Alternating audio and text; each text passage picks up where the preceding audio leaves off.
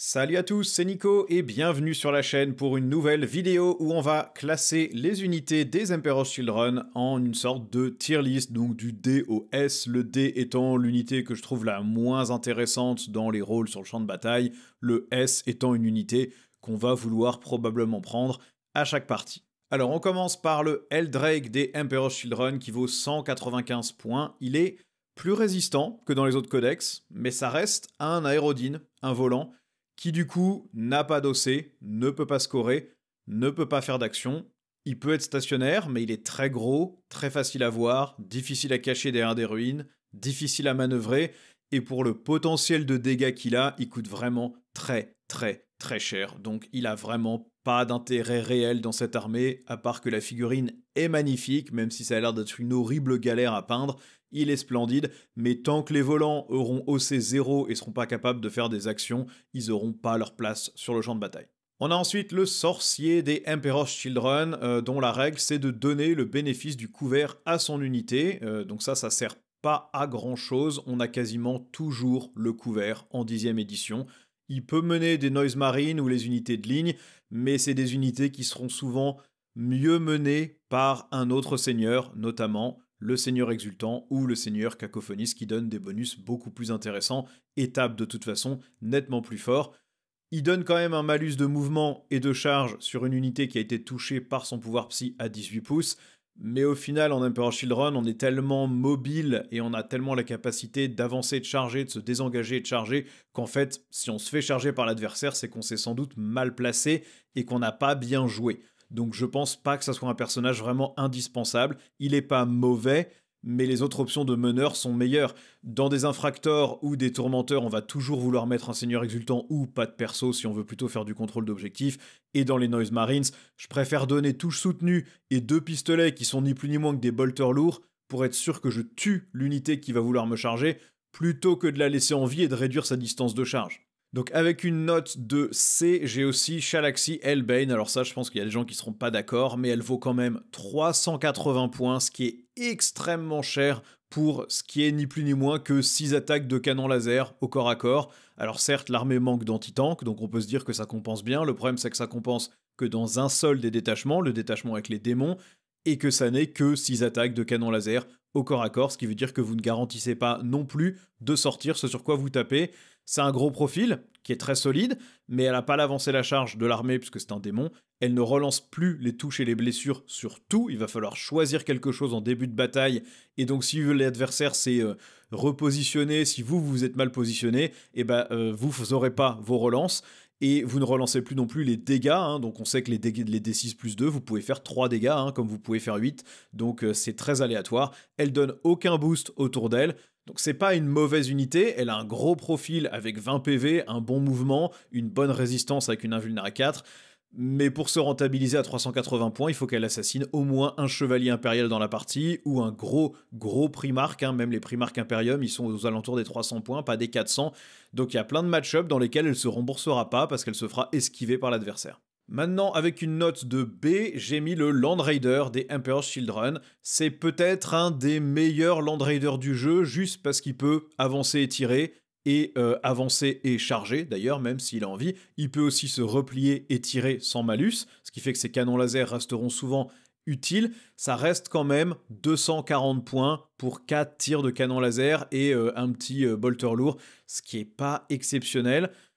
Il bénéficiera assez bien dans certains détachements de la relance des 1 pour toucher et des 1 pour blesser pour vraiment fiabiliser ses canons laser. Et c'est aussi le seul transport capable de porter les Terminators ou les labs infaillibles, donc on en aura peut-être besoin dans certains détachements. En fait, on a les deux options. D'un côté, l'armée a très peu d'anti-tank, et donc avoir 4 canons laser d'un seul coup sur une seule figurine, c'est pas mal, d'autant plus que ce sont des canons laser très manœuvrables avec l'avance-et-tir. Mais d'un autre côté, c'est quand même 240 points, donc si on l'utilise pas pour transporter des trucs, il a vraiment beaucoup moins d'intérêt. Donc je le mets en B parce qu'il n'a pas son utilisation dans tous les détachements et dans toutes les listes. Toujours en B, j'ai mis les veneuses à 90 points les 5, 180 points les 10. C'est une unité qui est intéressante parce qu'elle a éclaireur 9 et un mouvement de 14 pouces. Donc tour 1, vous pouvez aller prendre un objectif, vous pouvez aller faire du blocage de mouvement avec vos gros socs de cavalerie, et puis vous avez une portée de menace tour 1 avec une charge potentielle à 30 pouces en moyenne, ce qui est loin d'être ridicule. Elle relance les jets d'avance et de charge, donc vous fiabilisez quand même assez bien sa capacité à aller embêter l'ennemi, et puis elle a toujours +1 à la charge grâce à l'instrument du chaos qui est gratuit. Par contre, le potentiel de dégâts est ultra médiocre, ça tape comme des démonettes, sauf que si vous avez une unité de 5, vous tapez comme 5 démonettes. Donc je pense que c'est plutôt une unité qui est là pour faire du scoring de secondaire et bloquer l'adversaire.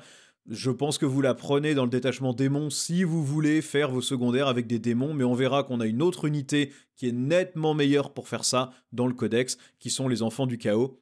Pour le même prix, à 85 points, vous avez 5 infracteurs ou 5 tourmenteurs qui ont soit éclaireur 6, soit infiltrateur, et donc ont le même rôle de prise d'objectif. Ils taperont plus fort, ils peuvent avancer, charger, avancer et tirer, ils résistent mieux aux dégâts parce qu'ils ont le même profil mais avec une meilleure sauvegarde, et ils synergisent mieux avec l'armée. Donc dans le détachement démon, pour faire des secondaires, pourquoi pas, mais même comme ça, je trouve qu'on a des unités qui sont meilleures. En B, j'ai mis aussi le seigneur cacophoniste à 60 points. Il a 2 pistolets hurleurs, donc c'est globalement 2 bolters lourds qui vont ignorer le couvert à 12 pouces. Et puis s'il mène une unité, en plus il donnera touche soutenue, donc c'est un vrai profil de bolter lourd, mais à 12 pouces. Et ce sont aussi des pistolets, donc il peut éventuellement tirer avec au corps à corps. Il donne touche soutenue au Noise Marine ou au Terminator. Probablement plutôt au Noise Marine parce que le touche soutenu ne s'applique qu'aux armes de tir. Il est pas cher, à 60 points, et il permet de bien synergiser en causant quelques blessures mortelles et de forcer des tests d'ébranlement. Donc avec les Noise Marines qui forcent les tests d'ébranlement à -1, soudainement il y a un bon combo qui se fait. Par contre, il ne sera pas utile dans tous les détachements si vous êtes sur les détachements vraiment axés corps à corps. Il apportera assez peu. C'est un bon porteur d'amélioration, mais si vous avez des Noise Marines à 135 points, plus le perso à 60, vous êtes à 195, plus une amélioration à 15 ou 20 points, vous passez la barre des 200, ça finit par faire des coûts assez élevés. Par contre, il y a quand même certains détachements où il prend tout son sens. Tout ce qui donne une relance des 1 pour toucher, par exemple, permet de chercher plus de touches soutenues. Dans le détachement motorisé, pour débarquer d'un rhino et avoiner avec un gros volume de tir, c'est pas ridicule non plus. Il sera pas indispensable dans la plupart des cas, mais pour le prix, il est pas mauvais et il donne quand même des choses intéressantes. Et son potentiel de dégâts, certes, n'est qu'à 12 pouces, mais c'est quand même 6 tirs, 2 bolters lourds, donc force 5, PA-1, dégâts 2. Ça rigole quand même pas trop sur du Space Marine, sachant que ça ignore le couvert. On a ensuite les Terminators des Emperor's Children, que j'ai mis en B aussi, à 170 points les 5. Leur règle est assez moyenne, ils ne peuvent que relancer les charges, mais s'ils ont tiré avec toutes leurs armes sur la même cible, et qu'ils la chargent ensuite. Donc on peut essayer de se dire que c'est intéressant pour les faire arriver en frappe en profondeur à 9 pouces, tirer tout sur la même cible et du coup avoir une relance des charges gratuite. Maintenant, bon, on aurait préféré avoir un truc qui fait des relances des touches, des +1 pour toucher, des -1 pour être blessé, des choses peut-être un petit peu plus dynamiques que ça. Le seul meneur qu'ils peuvent avoir, c'est le cacophoniste, mais il leur donne touche soutenue au tir. Donc au tir, vous aurez des armes combinées ou des combi-bolters, plus un autocanon qui a déjà touche soutenue. Donc l'intérêt est quand même assez limité, sauf si vous voulez synergiser avec le détachement démon, dans lequel les unités qui ont touche soutenue passent en critique sur les 5, ce qui fait que là, ça devient un petit peu plus intéressant. Maintenant, pour un porteur d'amélioration, c'est pas mal, mais on est sur le même problème qu'avec les Noise Marines, avec 170 points, plus 60 points de perso, plus les points de l'amélioration, vous êtes rapidement à 250-260 points. C'est une unité qui va quand même cogner assez fort au corps à corps, vous avez des gantelets énergétiques, vous avez un point tronçonneur, vous avez une paire d'armes maudites jumelées, et puis surtout, vous avez les Terminators les plus mobiles du jeu. Ça bouge de 6, ça a la capacité d'avancer et charger. Donc la portée de menace, même sans la relance des charges, c'est 16 pouces au lieu des 12 pouces habituels. Et il y a certains détachements où vous avez une avance auto à 6, ce qui fait que votre portée de menace devient de 19 pouces. Et votre adversaire va devoir le prendre en compte, parce que se faire charger par 3 gantelets énergétiques, plus un point tronçonneur, plus des armes maudites, ça fait plaisir à quasiment aucune unité.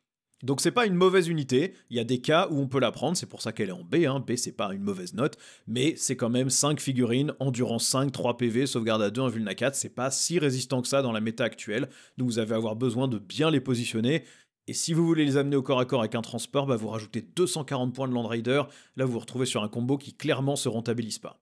En B, j'ai aussi mis les lames parfaites ou lames infaillibles, a priori c'est plutôt ça la traduction dans le codex VF, qui sont à 110 points les 3, 220 points les 6. Alors certaines personnes vont sans doute m'insulter, mais je trouve que c'est une unité qui va avoir du mal à faire son potentiel et à se rembourser. Elle a certes la capacité de blesser automatiquement à 3+, sur n'importe quoi, mais sauf que sur une unité de 6 qui aurait perdu aucun modèle, vous faites que 18 attaques. Vous pouvez pas les booster avec un meneur, vous pouvez leur donner Lucius, mais ils boostent pas le potentiel de dégâts.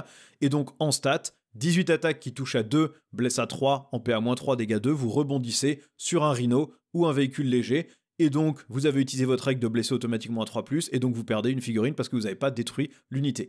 C'est une unité qui peut avoir une très forte PA, mais dès qu'il y a une sauvegarde invulnérable, soudainement, leur gros avantage disparaît.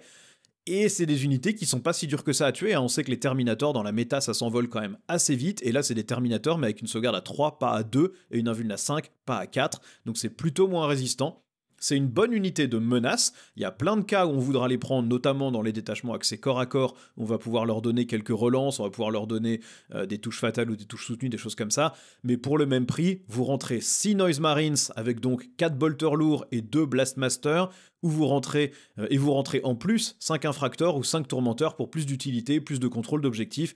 Donc en termes de pur équilibrage des coups en points, c'est pas une unité qui sera toujours rentable, par contre c'est une unité qui va faire peur à l'adversaire sur tout ce qui est infanterie, tout ce qui est élite, tout ce qui n'a pas d'invulnérable, mais attention à ce contre quoi vous l'envoyez, hein, la blesse auto à 3+, elle est pas toujours indispensable, et il y a des match-ups sur lesquels votre blesse auto à 3+, elle servira pas, parce que de toute façon vous allez rebondir sur les sauvegardes de l'adversaire.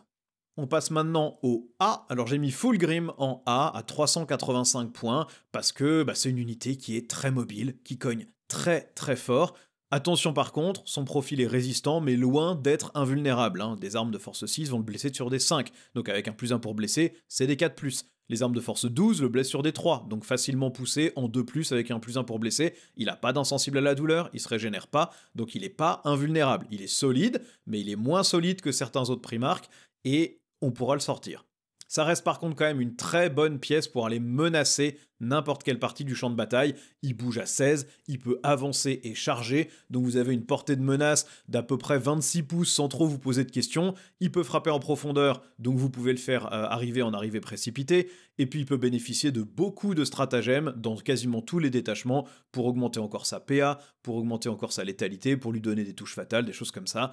Il verrouille l'ennemi au corps à corps avec sa règle, il cause des blessures mortelles sur tout ce qu'il a blessé, donc c'est une vraie brute. Il a combat en premier s'il veut, il peut avoir -1 pour être touché, il peut forcer les ennemis à pas se replier du corps à corps, c'est vraiment une bonne unité, mais attention quand même, c'est 385 points, pour le même prix vous avez 2 princes démons, qui certes tapent moins fort que Fulgrim, et bougent un petit peu moins vite, mais à eux deux, ils vont menacer la table à 2 endroits, et ils ont certes un petit peu moins de résistance, mais pas tant que ça en moins. Donc au global, c'est une très bonne unité qui va taper vraiment très fort, qui va être très menaçante pour l'adversaire. C'est une de vos seules sources d'anti-tank du jeu aussi, avec 6 attaques de gros canons laser façon Primaris, avec touche soutenue, bien sûr au corps à corps. Vous avez un profil de Primarque démon, donc c'est solide, c'est résistant. Attention par contre, c'est pas invulnérable, hein. Ceux qui jouent World Eaters et qui ont un Angron savent très bien qu'en gros il peut se faire sortir en un tour par quelques véhicules Primaris ou par un chevalier impérial, sauf que celui-là, le Fulgrim, vous le faites pas revenir, donc quand il est mort, il est mort. Donc faites attention quand même à pas le sacrifier, c'est quand même 385 points, c'est très cher. En A, j'ai aussi mis les Noise Marines, parce que c'est une unité qui pour moi est très polyvalente à 135 points. C'est une unité qui est résistante, endurance 5, donc un petit peu plus solide que des Marines normaux. Vous avez quand même 6 figurines pour ce prix-là, qui sont équipées à la base de bolters lourds qui ignorent le couvert, par contre qui tirent qu'à 18 pouces, mais du coup votre PA-1 sert à quelque chose. Vous avez en plus dans les 6 figurines 2 Blastmasters qui peuvent faire chacun 3 attaques de force 10 PA-2 dégâts 3, ou alors laver de l'infanterie en force 6 PA-2 dégâts 1, les deux ayant ignore le couvert. Et si vous voulez, vous leur mettez le cacophoniste pour 60 points de plus qui leur donne touche soutenue, donc ça leur donne un équivalent de touche à 2+, à peu près. Ils rendent aussi les tests d'ébranlement plus difficiles, ce qui a vraiment un intérêt surtout si vous synergisez avec le cacophoniste, mais là encore, vous passez à 195 points et vous êtes à 7 figurines, donc soudainement vous pouvez plus mettre 2 packs dans un seul rhino.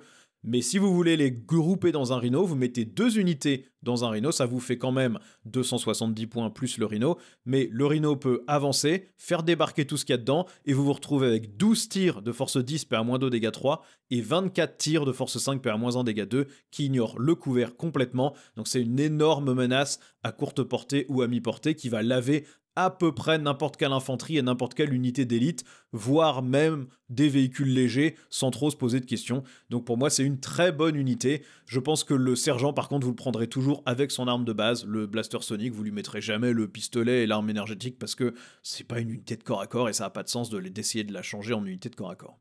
Toujours en A, j'ai mis le Prince Démon à pied. C'est quand même un petit corps à 195 points pour 10 PV d'endurance 10, sauvegarde à 2, invuln à 4. Il bouge de 10 pouces, mais il est agent solitaire quand il est à 3 pouces d'une infanterie de Slaanesh, donc démon ou Emperor's Children, ce qui fait que l'ennemi va devoir s'approcher à 12 pouces pour le sortir, et vous le sortirez pas avec quelques intercesseurs. Il va falloir mettre un petit peu de puissance de feu quand même pour le dégager. Il buff les unités autour de lui en augmentant leur PA de 1 si elles ont chargé, ce qu'elles feront, et du coup, il a aussi toujours plus 1 à la PA pour lui-même quand il a chargé, ce qui fait qu'il a quand même 6 attaques, force 8, PA-3, dégâts 3, ou 14 attaques de force 6, PA-1, dégâts 1. Donc ça rigole pas trop au corps à corps, et si l'adversaire vous a chargé et vous le tue, vous frappez quand même en mourant sur un 2+, donc vous avez beaucoup de chances de mettre des grosses patates. Son tir est pas ridicule non plus, c'est une pièce qui est très menaçante, vous allez la mettre entourée d'un fractor ou de lame infaillible à côté, augmenter la PA, tout découper. C'est un bon porteur d'amélioration lié à la létalité dans beaucoup de détachements. C'est un truc que l'adversaire peut pas ignorer, et même s'il arrive à le coincer, à le tuer au corps à corps, il tapera quand même. Donc l'adversaire va vraiment avoir du mal à vous le sortir. Juste assurez-vous que vous avez votre petite infanterie à côté pour qu'il soit pas ciblable trop facilement au tir au début de la partie. Le Prince Démon ailé, je l'ai mis en A aussi. Déjà, il est moins cher, il est qu'à 180 points. Alors, il perd 1 point d'endurance, certes, mais il a moins 1 dégât. Ce qui veut dire qu'au final, il est probablement plus résistant que le Prince Démon à pied. Il cogne un petit peu moins fort que l'autre parce qu'il ne booste pas sa PA quand il charge et il n'a pas agent solitaire. Donc lui, vous l'utilisez comme une pièce de menace, une pièce de distraction que l'adversaire ne pourra pas ignorer parce qu'il bouge de 14, il peut avancer et charger, et quand il charge, il tape quand même avec 6 attaques de force 8, PA-2, dégâts 3, ça rigole pas beaucoup, il fait des blessures mortelles quand il a chargé, vous prenez son nombre de points de vie, vous jetez autant de dégâts que ça, et sur chaque 4+, vous faites une mortelle. Donc en stats, s'il a pas pris de dégâts, il en fait 5. Donc ça peut quand même sortir des trucs assez facilement, et c'est quelque chose que l'adversaire peut pas ignorer. Pour seulement 180 points, il va falloir compter avec, et c'est au C3, donc ça reprend des objectifs à des trucs comme des rhinos par exemple, donc avec la mobilité que vous avez, c'est quand même une très très bonne unité. En A, j'ai aussi mis le Ferro Cerberus parce qu'il coûte que 130 points pour un véhicule endurance 10, 12 PV avec une 3+, et une invulnérable à 5, qui est une de vos seules sources d'anti-tank du codex aussi, avec 6 attaques de force 14, PA-2, dégâts D6+1, qui est boostable assez facilement. Vous pouvez lui mettre aussi 2 découpeurs à magma, qui sont finalement des fuseurs en portée 6 pouces avec 2 tirs chacun, donc vous avez 4 tirs de fuseurs. Donc n'importe quel véhicule que vous allez affronter, vous allez potentiellement lui faire très mal, et en plus, plus il est blessé, plus il tape. S'il est en dessous de ses PV de base, il a plus 1 pour toucher, et s'il est en dessous de la moitié de ses PV, il a aussi plus 1 pour blesser. Donc il rigole pas trop, il tape fort, et il coûte que 130 points pour un truc qui bouge à 10 et qui peut avancer et charger, avancer et tirer. Donc il y a une menace potentielle quand même de 20 pouces sur cette grosse bête s'il n'a pas besoin de faire de pivot. Je le mets pas en S tier, je le mets pas avec une note de S parce que c'est un gros socle qui va avoir besoin de pivoter pour se déplacer, donc il va perdre 2 pouces de mouvement souvent. Il synergise pas tant que ça avec le reste de l'armée, mais globalement, ça reste quand même une sacrée bonne pièce pour 130 points qui va faire très très mal. En A, j'ai aussi le Gardien des Secrets. Alors, il est jouable évidemment que dans le détachement démon du codex. Il vaut quand même 280 points. Ça reste un profil bien solide, avec 10 d'endurance, 18 PV. Vous lui mettez une sauvegarde à 3+, avec le bouclier et une invuln à 4. Donc, il est quand même très résistant. Il booste les autres démons autour de lui en PA+1. Et il a -1 pour être touché tout le temps. Tire comme corps à corps. Donc, c'est une unité de distraction qui est très solide. Pour moins de 300 points, ça rigole pas beaucoup au corps à corps, vous taperez plus de l'infanterie ou de l'élite que des véhicules avec ça, mais vous avez quand même un potentiel de dégâts qui est pas ridicule sur justement ces petites infanteries, entre son tir et ses attaques, vous sortez des Marines, des Terminators sans trop vous poser de questions, donc il va falloir sortir au moins 2 packs pour le rentabiliser, mais l'adversaire ne peut pas l'ignorer, il peut frapper en profondeur et donc faire des arrivées précipitées très utiles, et puis il bouge quand même de 14 pouces, donc même s'il avance, même s'il n'a pas l'avance et charge, il est quand même capable de faire vraiment beaucoup de dégâts. En A, j'ai aussi mis les démonettes. Pourquoi ? Parce qu'elles ont combat en premier, ce qui les rend, ce qui en fait un des cordons les plus dangereux du jeu. Si vous protégez vos unités contre une armée de corps à corps avec des démonettes, l'ennemi qui vous charge dedans, il perdra des figurines. Parce que sur une unité de 10, vous faites quand même 30 attaques avec blessure dévastatrice, de force 4, PA-1, dégâts 1. Si vous avez un gardien des secrets derrière, c'est PA-2. Donc ça rigole pas beaucoup. C'est aussi une unité qui force des tests d'ébranlement, ce qui fait que même si l'ennemi vous a chargé ou que vous les avez chargés sur un objectif potentiellement, l'adversaire perd l'objectif, même si vous le reprenez pas.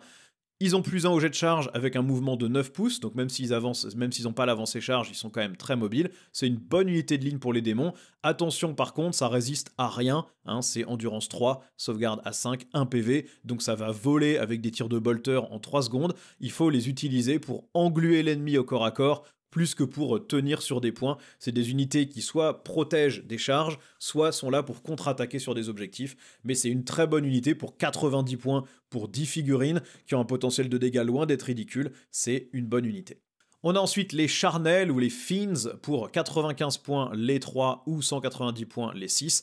C'est une unité qui va être très très utile pour bloquer l'adversaire au corps à corps en forçant des tests de fuite désespérés, ce qui veut dire que l'adversaire n'aura pas envie de se désengager de ce truc-là, et en même temps, s'il essaie de le taper pour le sortir, bah, il va galérer un peu parce que c'est quand même 4 PV, endurance 5 avec une invulnérable, donc c'est pas intuable, mais c'est quand même solide, et c'est OC2, donc une unité de 6, vous mettez quand même 12 dossés sur un objectif, donc vous reprenez ça à une unité ligne de 5 figurines, que de toute façon en général vous allez découper sans trop vous poser de questions, parce que chaque charnel a 5 attaques de force 5, PA-2, dégâts 2, avec blessure dévastatrice. Ça bouge à 12, c'est bête, donc ça traverse les ruines.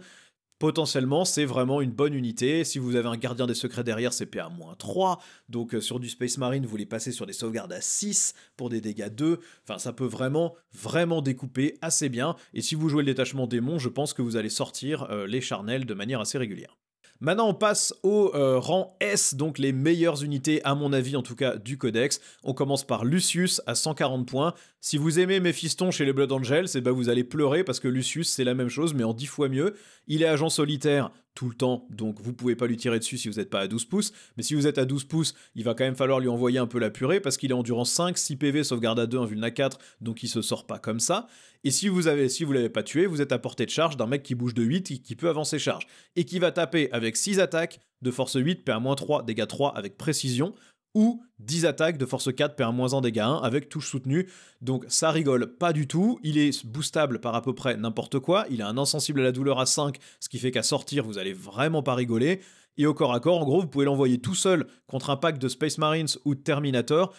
Du moment où il y a un personnage dans l'unité, il va relancer toutes les touches, toutes les blessures, donc il va tout découper, et il fait la même chose sur les monstres ou les marcheurs, donc vraiment il est très très fort. Je pense qu'il est dans la catégorie qu'on appelle les auto-include, hein, donc les unités que vous prenez systématiquement, et vous allez le prendre, je pense, systématiquement en agent solitaire.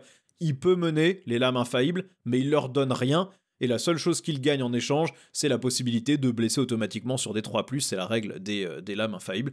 Mais est-ce qu'il en a besoin, sachant qu'il relance déjà léger pour toucher et pour blesser contre une grosse partie des cibles sur lesquelles il voudra taper? Je pense qu'on le prendra plutôt en agent solitaire, et c'est vraiment une excellente pièce à 140 points. Je pense que voilà, il a sa place dans toutes les listes pour aller prendre un objectif, pour aller faire des secondaires sans qu'on puisse le tuer. Et puis, si l'adversaire l'ignore, quand il arrive chez vous, il vous fait quand même extrêmement mal. En S, j'ai aussi mis le Seigneur Exultant parce que c'est une unité qui est incroyablement polyvalente dans tous les détachements. Elle donne touche fatale aux unités d'infracteur ou tourmentor, donc c'est déjà pas mal, sachant que c'est des unités qui ont précision, donc ça peut faire très mal. Il tape très très fort avec sa lance, hein, c'est quand même 5 attaques de force 7, PA-2, dégâts 2 avec lance, sachant que c'est une unité qui avance ses charges, donc elle va tout le temps charger, donc vous aurez toujours plus 1 pour blesser. Énormément de détachements peuvent booster sa PA ou ses dégâts via des stratagèmes ou des améliorations, et il va avoir un tour de combat où il va frapper avec plus 3 attaques et plus 1 en PA, donc avec certaines améliorations, vous pouvez le passer en PA-4, dégâts 3, 9 attaques, il va découper, et le plus 1 pour blesser de lance. Il peut gagner la relance des blessures s'il est accompagné par des infractors, parce que c'est leur règle quand il tape sur des objectifs. Donc sans transpirer, il vous sort à lui tout seul un pack de Space Marines ou un pack de Terminator, sans vraiment se poser de questions, et il coûte 80 points. Donc certes, avec les améliorations et les infractors pour la relance, vous êtes plus cher que ça, mais vous êtes toujours moins cher qu'un pack de Terminator, ou voire un pack de 10 Marines qui va voler aussi, hein, entre l'unité qui l'accompagne et lui, ça sort direct. Il gagne aussi toutes les aptitudes des unités qu'il mène, donc soit infiltrateur, soit scout, ce qui fait qu'il n'y a aucun désavantage à le mettre dans un pack, et on aura vraiment envie d'en prendre plusieurs, parce que bah oui, vous faites son attaque énervée de plus 3 attaques qu'une fois par bataille, mais si vous en avez 2 ou 3 sur la table, soudainement vous avez quand même 2 ou 3 tours où vous avez un mec qui est vraiment très très vénère et qui vous tue des persos de manière assez violente, donc voilà, c'est un très très bon personnage que vous allez jouer dans toutes les listes, je pense. Toujours en S, on a les infractors, ça c'est un peu les intercesseurs des Emperor's Children, c'est 85 points les 5, 160 points les 10. Ils ont éclaireur 6 avec un mouvement de 7 pouces, donc tour 1, leur portée de menace, elle est, les éclaireurs de 6 plus le mouvement de 7, vous êtes à 13, plus une avance, vous êtes à 16, et une charge à 7, donc vous êtes à 23 pouces de menace, ce qui fait que n'importe quelle unité d'infiltrateur ennemi va se prendre une charge tour 1 avec des infractors, et potentiellement le seigneur exultant dedans. Ils vont relancer les blessures sur les objectifs, et du coup donner ça aussi au seigneur exultant qui les mène. Ils ont une PA-1 au corps à corps, mais qui sera facilement améliorée en PA-2 avec un prince démon s'il charge à côté ou avec des stratagèmes. Et en plus, quand ils détruisent une unité, ils peuvent générer des CP sur un test de commandement à 6, donc ça se fait assez bien. Ils ont précision sur toute leur attaque. Donc les armées qui dépendent de leur personnage pour se booster vont vite perdre en létalité ou en résistance parce que le perso va se faire sniper assez vite. Et certes, le potentiel de dégâts reste basique, c'est que de la force 4, mais vous avez des relances et vous avez des détachements qui vont leur donner des touches fatales, ou des touches fatales et des touches soutenues, voire même des touches fatales et touches soutenues en critique sur des 5. Ils vont pouvoir ouvrir des rhinos sans trop se poser de questions lorsqu'ils chargent. Donc on a ensuite les tourmenteurs à 85 points les 5, 170 points les 10. Eux aussi, je les ai mis en S tier.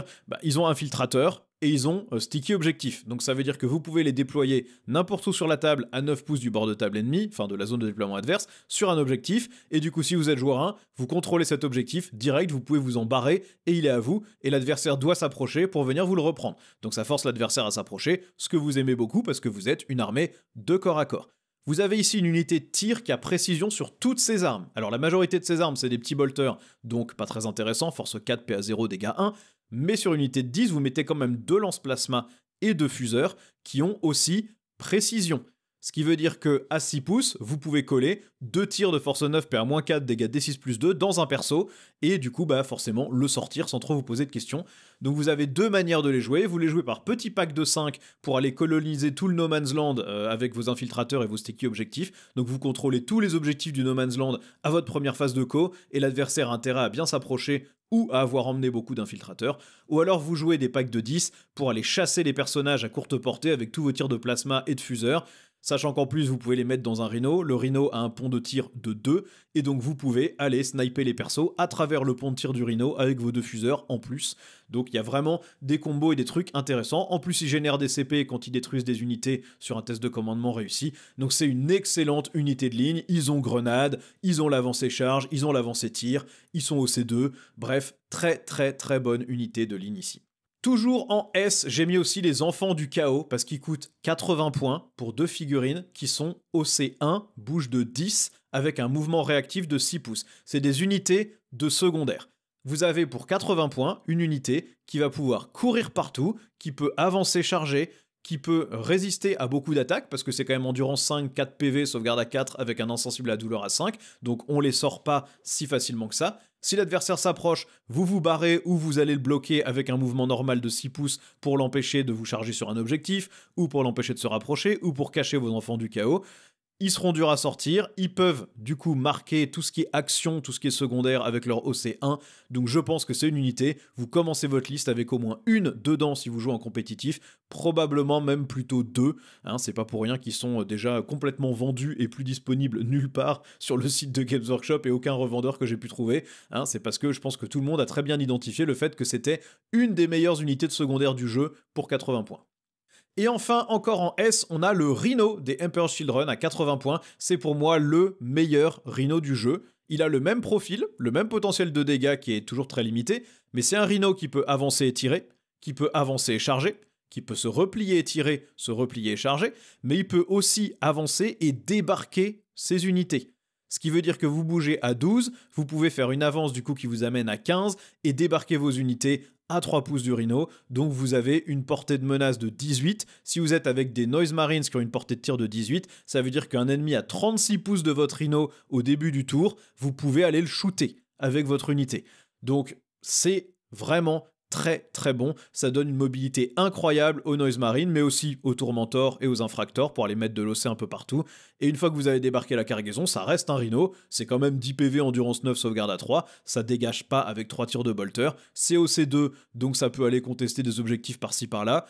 Je pense que vous en prendrez systématiquement en Emperor's Children, surtout dans le détachement motorisé ou quand vous débarquez vous avez la relance D1 pour toucher et pour blesser, donc ça va vous donner un énorme bonus aussi. Et puis je rappelle que vous pouvez mettre 2 packs de Noise Marines dedans si vous n'avez pas mis de perso. Vous avez 12 Noise Marines avec un volume de tir qui est vraiment impressionnant, qui va laver n'importe quelle unité de Space Marine, voire n'importe quelle unité d'élite, sans trop transpirer, surtout si vous êtes dans le détachement avec la relance. Donc c'est un très bon transport. Il coûte 5 points de plus que la plupart des rhinos des autres armées, mais vu les avantages qu'il a, c'est largement mérité. Voilà en tout cas pour mon classement personnel des unités Emperor's Children. Évidemment, vous avez tout à fait le droit de ne pas être d'accord et avoir vos propres notes. Donc n'hésitez pas à me dire ce que vous en pensez. Est-ce que vous voyez d'autres utilisations que moi j'aurais ratées pour certaines de ces unités? Est-ce que je les ai mises trop hautes ou trop basses? Vous me direz dans les commentaires. Et puis en attendant, merci d'avoir regardé la vidéo. Vous savez où sont tous les boutons YouTube qui aident la chaîne à grandir. Et puis je vous dis à la prochaine pour une nouvelle vidéo. Ciao!